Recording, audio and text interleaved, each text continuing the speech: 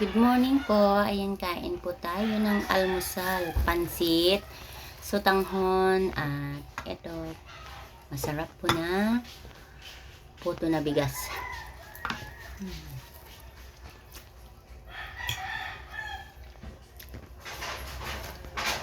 Sarap.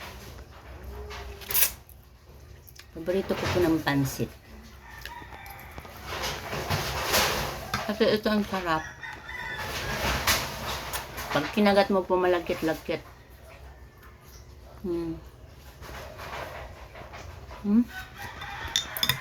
At siyempre, ito ang kapartner niya ng kape.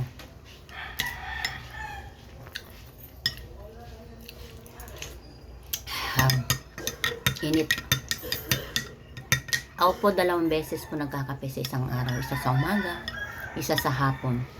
Kahit mainit, sige pa rin ang kape.